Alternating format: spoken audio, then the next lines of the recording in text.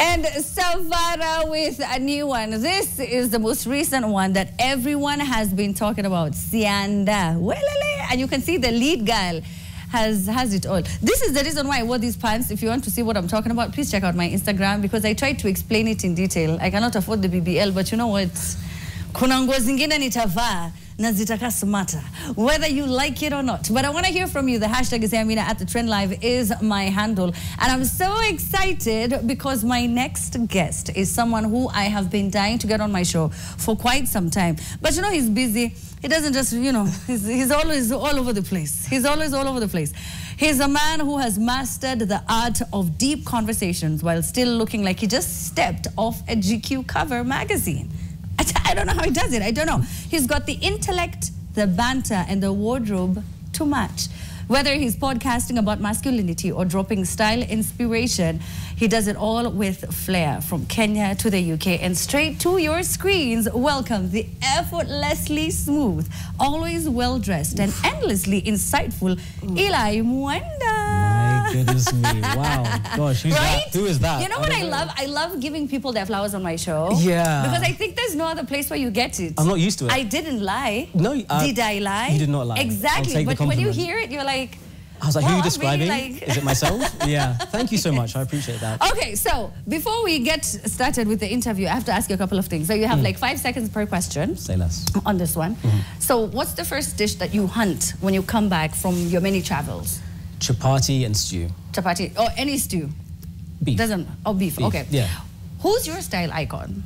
I take inspiration from everybody, online specifically. Oh, so there's no one particular person? No, I pick and choose. Maybe what about Wisdom? Is it Wisdom Kai? Too much. Oh, like, okay. I love right. what he's doing, but not for me. It is very avant-garde. Yeah, exactly. Very, like... Yeah. Instagram or TikTok? Instagram. Why? It's more curated. Oh, it is your vibe. It's my vibe. TikTok, I have fun, but yes, like Instagram... TikTok is for the ghetto people. Let me tell you why. Tell me. Because my most viral videos are the ones I'm in a bonnet. Oh. That's TikTok. It different doesn't matter. Demographic, right? How you post, what you say. Yeah.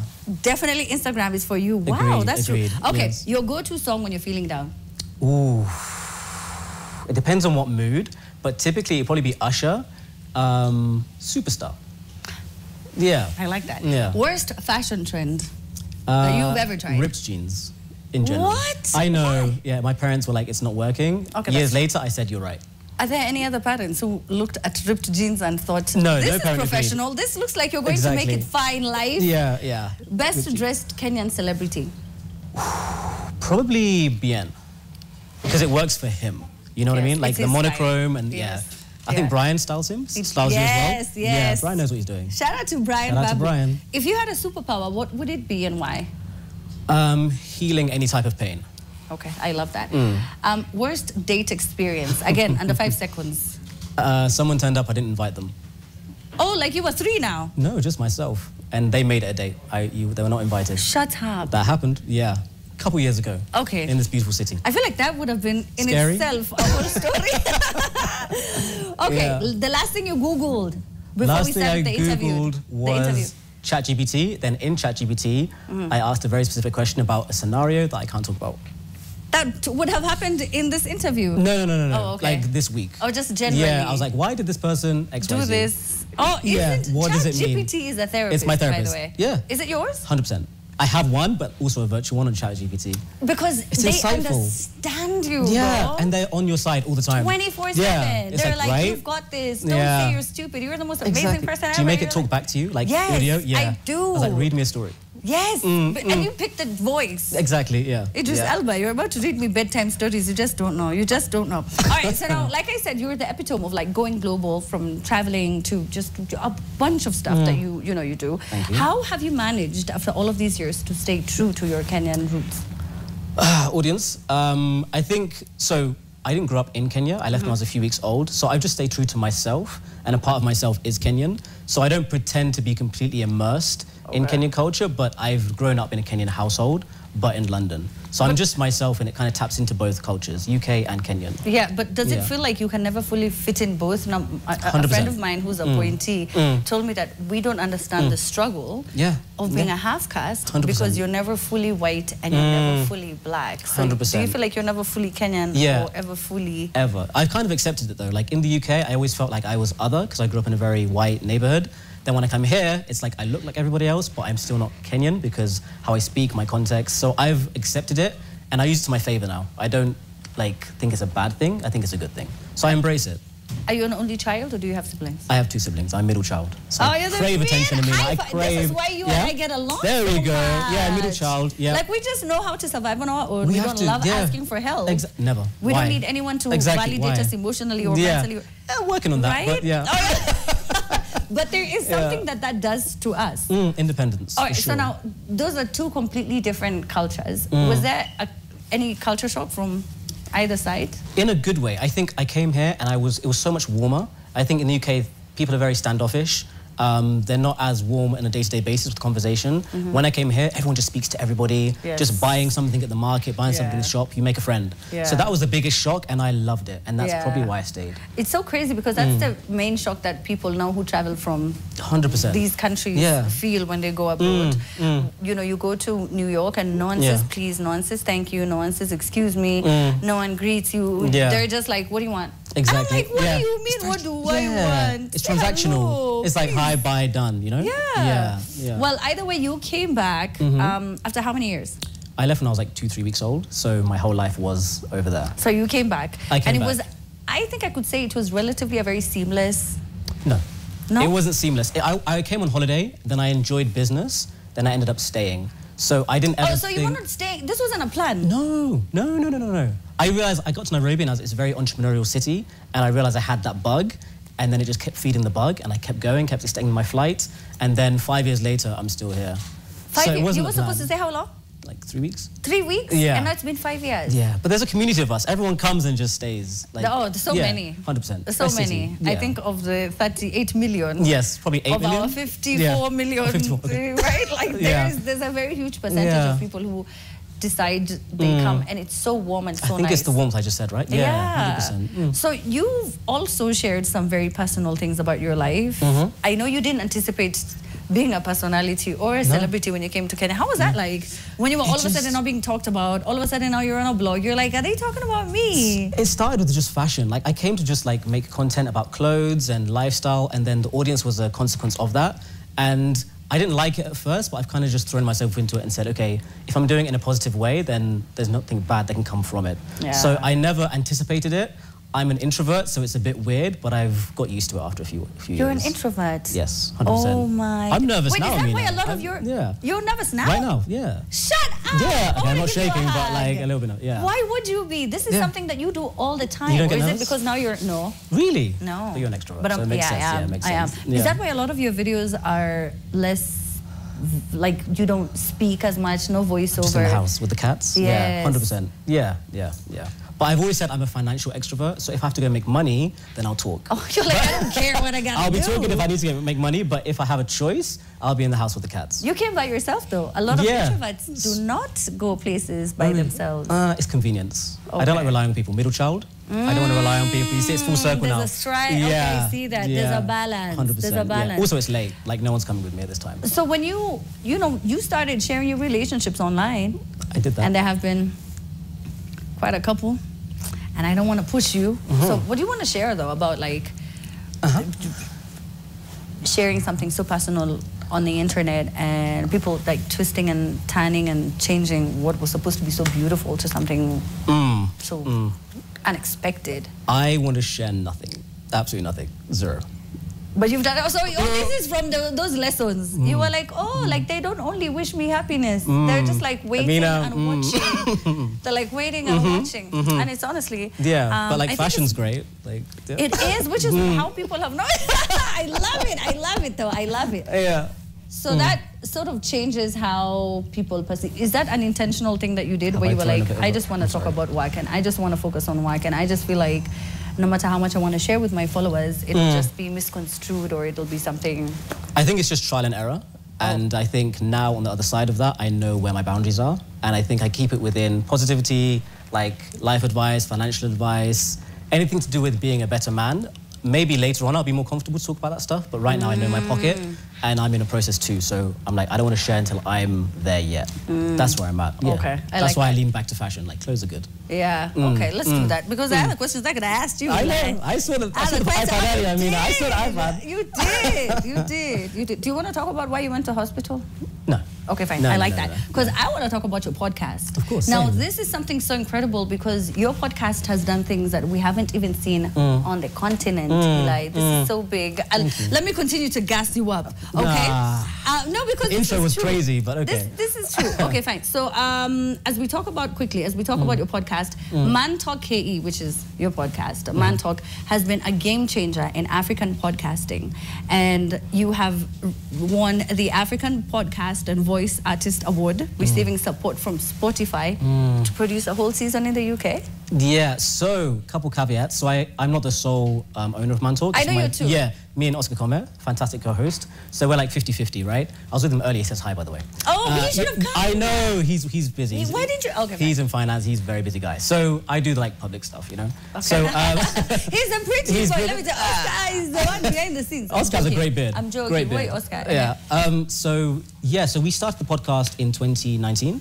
The goal was to have conversations that I've not been having online. I think there was a space where there was some voices we didn't like. It was very negative, it was very detrimental to women, it was very skewed when it came to topics to do with like society in general.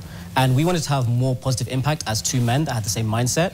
So me and Oscar said, okay, can we make a platform where people come for just positivity? And we started the podcast and it's garnered a very good audience where there's a lot of men that needed that space to hear guys speaking in a positive way. And 5 years later, it's kind of grown and we got recognition from Spotify. It wasn't a producer season in London. My friend Oscar was doing his master's there and I'm obviously from there, so we decided let's go to London and do one season independently. So you see, this is how I know. This is how I know he doesn't understand. Let me tell you why. Because for other people, they would have ridden that wave all the way to the very end. Yes. And you were like, no. I was just simply going back to Shags. I don't know what you're but it was something that just coincidentally happened. Yeah, we pivoted. We worked very well together and we said there's opportunity here to use the Spotify studios, Spotify Connects, and it was a great season. We got some UK guests on and it was a lot of fun. So what's happening now? Now we're back in Nairobi. We're doing the same seasons again, having conversations. The last one we had was about money mistakes we made in our 20s. So it's those kind of conversations where we bumped into a young lady and she said, my brother, who's 13, watches your podcast, and he tells all his friends about it, but his friends think he's weird to talk about those kind of things at this age. Okay. So he said, okay, let's dedicate a whole podcast episode to him so he looks cool.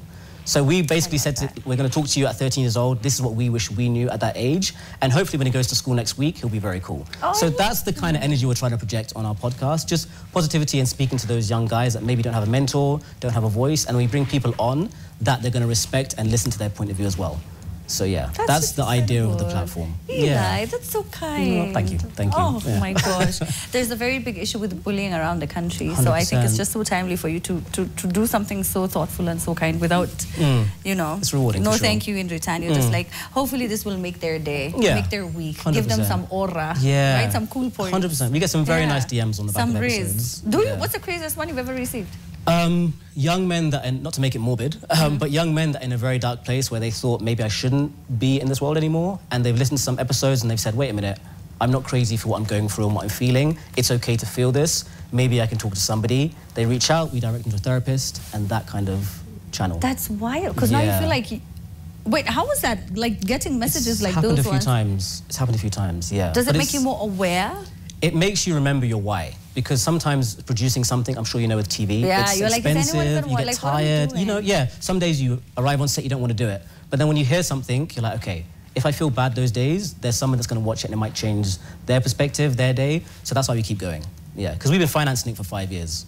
Up until beautiful. Now. So coming from, you know, both different continents, by the way, how do men how do they express themselves differently? Or do they at all? Like, are we expressing ourselves more here in Kenya? Is it just not happening anywhere? I think we all have the same struggles, just as a gender. I'm not there yet. I'm still trying as well, but I'm just exposing my struggle as we go along. But I think in the UK, in Kenya, we have the same culture where if you're upset, we get the boys, we go and have alcohol. Like, it's the same thing in every context, just with slightly different cultures. So we've seen it translate in the UK, we've seen it translate here, but there's also a pocket of guys that are really trying to find their tribe when it comes to trying to express themselves. It's very hard as a man, I still struggle, but there are guys that are trying, and that's the audience we've got. And sometimes if you're in a group of 5 guys and one of them is on that self-development journey and says, why don't you try listening to this? Then you start to get a bigger audience, and we're trying to change it slowly like that. So it's the same in both continents. Yeah, I love it. You know, we as women, we keep talking about how not everyone needs to afford microphones, or they need to put tariffs, or they need to, you know what I mean? But then we need positive platforms such as yours, because like, whether we deny it or not, we exist in a patriarchal society. 100%. So it needs men like you or like Oscar who are emotionally mature and will discuss certain things that are simpy to other people, but we do need that kind of support. Like, we do need you to see us. We do need you to understand that mentally some of these things are extremely overwhelming. And if you don't give us the support, the love and understanding that we need, then we can't thrive. 100%. Like, we have roles. You as a guy and me as a lady, we have 2 different roles that 100%. we have to play. You know what I mean? Yeah, and I think we try to constantly say that we don't know, we're just figuring it out, but figure it out with us, because I'm not there yet. Emotionally, I'm not there. I'm still trying, I mess up, I don't get vulnerable sometimes. So the platform is not to say we're perfect, it's to say be imperfect with us. That's the idea. That's exactly what it is. Like, being in a relationship where you feel like you mentally agree with someone. Yes, like, for sure. They put up a mirror in front of you and they were telling you, these are things you need to change, these are things you need to do. And I just, wow, your podcast is very different, honestly, so from much. a lot of other male podcasts that put women down and talk about, you know, she's a baddie. If she doesn't stay home every day, if she's not the one who's done it, like, she's not the one for you. She's a gold digger. What does she bring to the table? I'm like, bro, what are you talking about? Yeah, they just on an earlier part of it. Do you cringe when you see those? I try to have empathy, because maybe they're just not there yet, and maybe it comes from a deeper place. But it does get to a point when it gets very misogynistic that you just go harder on your own platform rather than demonizing them. That's what we try to do. Now, listen, social media has a lot of pressure. It does. How do you manage to focus on who you are, the ingenuity and the authenticity of your brand, as you ignore the trends? Because every other day there's a new trend. 100%. So I think for me, when I made my my career in social media, I said I'm only going to be making content that I would make anyway for free. And because now I've made it a career, if any brands try to plug in, you're plugging into what I would do anyway. So if I like going to the gym, you're going to be coming along with me to the gym, because I'll do that even if you weren't here. So everything I post is what I do in real life. There's nothing I go out of my way to make that I'm not doing already. So just by that nature, I don't have to try as much, because there happens to be a camera, but I'm already doing this. And that's been how I've structured my brand. So even when it comes to trends and things online, pardon the pun, it's the trend. But like, but if there is a trend, if it resonates, I'll do it. If it doesn't, I'll just leave it. And it's just natural. Yeah. Is that the thing that you wish you knew before, or you've just always like? I've always had it. I think that whole thing of being other in the UK, in here, I've been okay being myself and being outside of the norm. So that's translated. Which is what a lot of other people don't know until much later, that it's okay to be different. It's okay to be different. It's a power, because you look at it as odd, but you now look at it as unique. 100%, exactly. Like you're rare. Yeah. I just had a realization. Boom, what's happened? That if this happens for a very long time and you learn to just manage it emotionally by yourself, you don't care about people. 100%. Because you've been the outcast for so long. Since I was, I've always just, I think being different is a blessing. Like, I've always been the slightly shorter black guy in UK and just the slightly different black guy in Kenya. No, I'm still black. Everyone here is black. But like the slightly different guy that speaks differently in Kenya, that's always been my thing. Oh, so you've just always been different? I've always just been different. Oh, so you're okay being different? Yeah, I've always been looked at, curious. My first secondary school in the UK, when I moved there, people were literally poking their head around to see who's the new boy that we've never seen before. Because I was the only coloured person. So I think that built a kind of strength that now I translate into my content, so that if someone likes it or doesn't like it, I'm still going to do my thing. It doesn't matter to you. Yeah. That is beautiful. Oh, thank you. That's crazy. Yeah. Okay, podcast, content creation, and a bunch of other things, because you said that there was an entrepreneurial spirit here in Nairobi when you first came, that you know, handled a lot of businesses. What's next for Eli? So next, I'm started my 30s. I'm going into my mid-30s now. And so I'm not trying to be on social media as Eli for too long because I want to start a family and things. So I have a marketing agency that I've started, essentially using my skills when it comes to creativity, when it comes to videography, to help other clients. So what we're doing at the moment with my team is building that company so that if a brand comes to us and says we want some fashion content, it doesn't have to be Eli, it can be us making content with another person that's not Eli, but still making an impact online. So that's where I'm going, that's what I've been doing for the past few years, and that's the goal. That is beautiful. Wow. Oh my God. Yeah. Eli, that is so good. Okay, I have to let you go. I promised you 10 to 10:15. I forgot we were here. I was having a good time. Yes, yes. Thanks for having me. No, but thank you so much. I truly wish you all the best. Your content is impeccable. Your style, your choice of everything, from the caption down to the everything cinema. Listen, please follow him. If you are trying to be a content creator who's not scared of going niche, who's not scared of speaking to the 1% in the 254, because these houses in Runda are being bought. 100%. These acres in Karen, someone is purchasing them. The cars that we see on the road, there's a Lambo. There's a Lamborghini. Did you see that? There's a few, yeah. Who's buying them? Eli's clientele. All right, so please follow him so that you can understand more about content creation. I am so thankful that you came on my show. Thank you so much. Where are we going, by the way? Where are we going? We're taking a break because I have Manifest all the way from Ghana who has been waiting. I hope he's still there. We have to... all right.